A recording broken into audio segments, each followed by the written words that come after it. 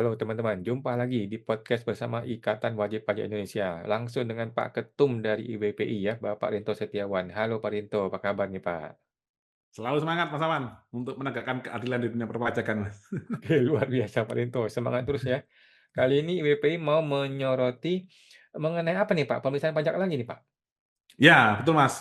Karena pemeriksaan pajak ini adalah bagi banyak wajib pajak ini horor Mas Aman. Oh ya, memang Kasihan horor. Mas Aman. Jadi harus kita buat santai aja itu Mas Aman. Hmm, Jadi ini kita ini Mas membuat konsep surat pernyataan dari Fiskus atau pemeriksa pajak Mas Awan hmm, agar mereka menyatakan bahwa setelah melakukan pemeriksaan pajak yang mana pemeriksaan pajak ini adalah data-datanya dari wajib pajak hmm, itu mereka harus mau membuat surat pernyataan di awal Mas berbarengan dengan fakta integritas yaitu hmm, untuk menyerahkan kertas kerja pemeriksaan hmm, dan atau rincian dasar koreksi. hmm, Karena ini yang sering menjadi perdebatan Mas Awan. Jadi hmm, kalau WP-nya ini tim administrasinya kuat dan rapi, itu Fiskus ngasih angka tembak-tembakan Mas Awan. Nah, hmm, angkanya sekian. Nah, dicek di Excel-nya itu Excel-nya mati Mas Awan. Nah, hmm, kita yang suruh membuktikan angka tersebut hmm. salah. Kalau kita nggak bisa membuktikan angka tersebut salah, berarti angkanya dia benar. Waduh, cilaka ini Mas. Oke.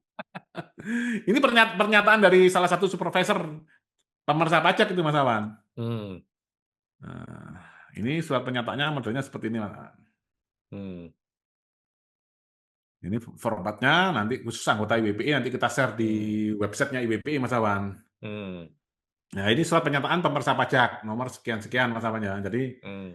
nanti ini nama, NIP, jabatan atau unit kerja. Ini saat pertama kali ketemu Fiskus Mas Awan ya, saat tanda tangan fakta integritas juga Mas Awan. Nah, Oke.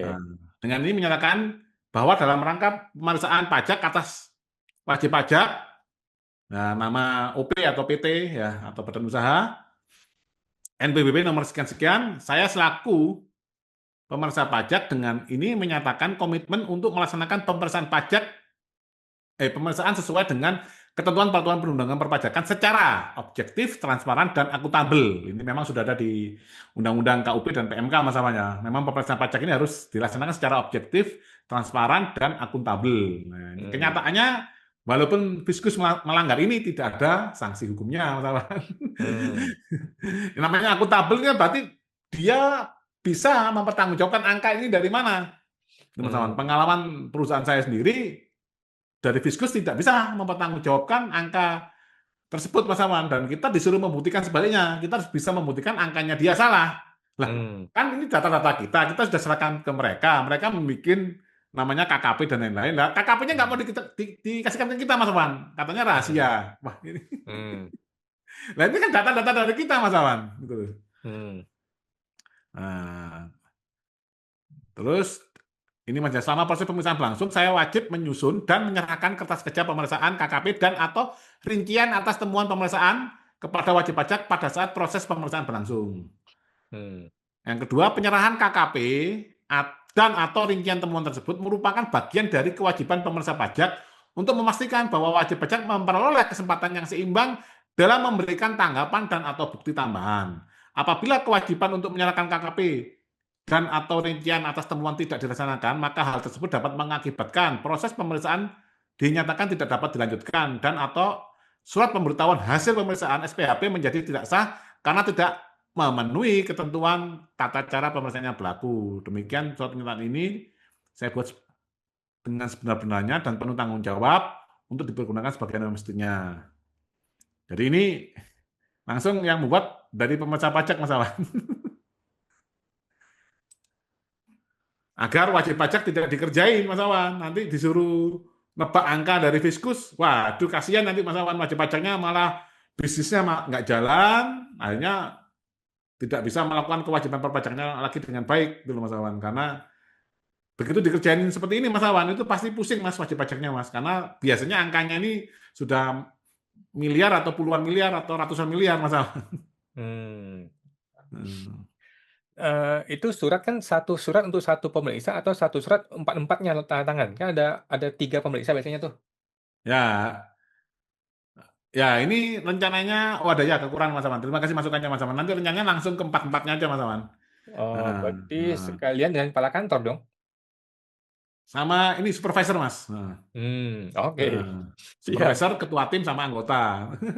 Nah, Oh, cukup itu aja lah Mas. Nanti nanti kan kita kan IWP sudah ada peraturan IWPI Mas bahwa nanti mhm, mereka harus menyerahkan KTP untuk mmm, mencocokkan kita dengan tanda pengenal itu Mas Awan. Jadi mereka kalau mmm, nanti melakukan pemeriksaan pajak yang di luar koridor peraturan undang-undangan, ya ini mmm, nanti bisa kita gugat sebagai anggota IWP pribadi Mas Awan. Karena mmm, kan kita ini diperiksa kan kita harus menyerahkan ini itu, data kita kan terbuka Mas di mereka Mas. Padahal kita rakyat adalah pemilik kedaulatan mmm, Mas Awan. Cuman mmm, saat kita mau menggugat mereka, kita nggak tahu Mas orang ini siapa ya. Cuman tahu nama dan NIP. Akhirnya kita melakukan gugatan perbuatan melawan hukum oleh oknum pemeriksa pajak ini ke kantor KPP Mas Awan. Akhirnya yang turun tim DJP dan tim Kemenq. Wah dibela mati-matian Mas Awan. Dan Mas Awan tahu sendiri kalau Kementerian Sultan sudah turun tangan, semua lembaga hukum takut semua Mas Awan. mmm. Heeh. Oke, luar biasa ya. Nanti kita tunggu Pak ya, versi finalnya menarik Ya, nih ya, kalau bisa ya. di-download untuk kita semua, supaya kalau ada pemeriksaan bisa kita sampaikan kepada tim pemeriksa juga. Ya, jadi nanti kalau pemeriksa pajak tidak mau menandatangani ini bersamaan dengan kita menandatangani fakta integritas Mas Awan, itu wajib pajak langsung menolak saja pemeriksaan. Nanti dibuatkan aja berita acara penolakan pemeriksaan dengan alasan bahwa Fiskus takut untuk bekerja Mmm, secara nanti kita balik Mas, itu kan ada Mas, secara objektif, transparan, akuntabel. mmm, Nah, mmm, dan takut menyerahkan rincian KKP-nya. Berarti ini nanti potensinya Mas Awan, dugaan kami angkanya angka tembak-tembakan, angka abal-abal.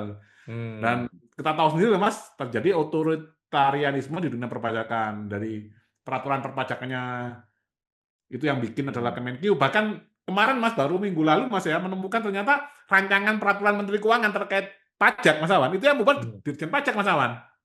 Oh, jadi? Jadi RPMK terkait peraturan perpajakan, itu yang membuat rancangannya adalah tim dari Dirjen Pajak Mas. Oh. Jadi kan nanti jadi PMK.